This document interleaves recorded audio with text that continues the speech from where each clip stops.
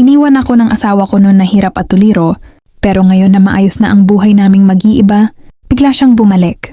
Dear Atvine, noon pa man, pangarap ko lamang ang magkaroon ng payapa at masayang pamilya.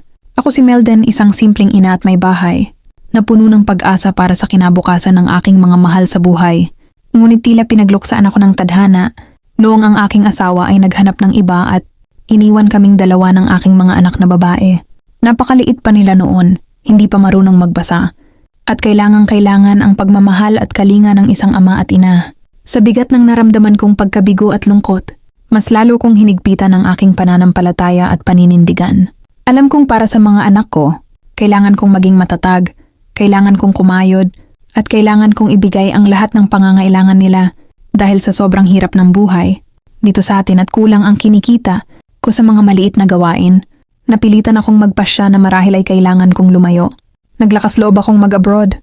Ang masakit na desisyong ito ay ginawa ko lamang dahil sa pag-asa na sa ibang bansa ay mas malaki ang aking kikitain at mas mapag-aaral at mapapalaki ko ng maayos ang aking mga anak.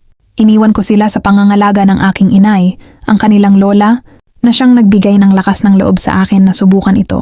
Ngunit iba ang katotohanan kumpara sa inaakala ko. Sa bawat pagtulog at paggising ko sa ibang bansa, laging nasa isip ko ang dalawa kong anak. Ang bawat sulat, tawag o mensahe mula sa kanila ay puno ng pananabik at iyak. Palagi nilang sinasabi, "Nanay, kailan ka uuwi? Hinahanap ka namin?" "Nanay." Ang bawat salitang iyon ay tila punyal na tumutusok sa aking puso. Kahit na kumikita ako at nakapagpapadala ng pera, naisip ko, ano ang saysay ng salapi kung ang kapalit naman nito ay ang panahon na dapat ay kasama ko sila sa kanilang paglaki? Hindi ko matitiis ang kanilang paghahanap at pag-iyak. Kaya pagkalipas lamang ng isang taon, nagpasya akong umuwi ng Pilipinas. Mas pipiliin ko ang magkasama kami kahit mahirap ang buhay, kaysa maging mayaman ako sa pera ngunit mahirap naman sa oras at pagmamahal. Pagka-uwi ko, wala akong ipon na malaki, ngunit puno ako ng determinasyon. Nagsimula ako sa pinakamaliit na hakbang. Nagtinda ako ng fishball at iba pang kakanin sa labas ng aming bahay.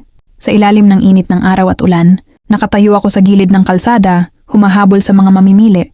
Maliit lamang ang kita, sapat lang pambili ng bigas at ulam para sa amin, pero masaya ako.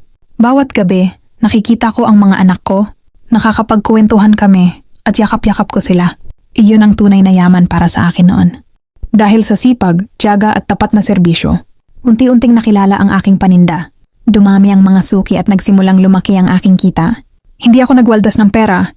Sa halip, inipon ko ang lahat upang palawakin pa ang aking negosyo. Mula sa pagtitinda sa kalsada, nakapagpatayo ako ng maliit na kantina. Dito ko ibinuhos ang lahat ng aking galing at talino. Siguradong masarap, malinis at abot-kaya ang aming mga pagkain. Dito nagsimula ang pag-asenso. Ang maliit na kantina ay naging matagumpay at ito ang naging tulay upang mapag-aral ko ng maayos ang dalawa kong anak.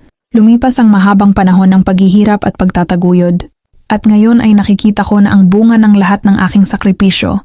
Ang dalawa kong anak na babae ay parehong nakatapos na ng pag-aaral at meron ng kani-kanilang trabaho at sariling buhay.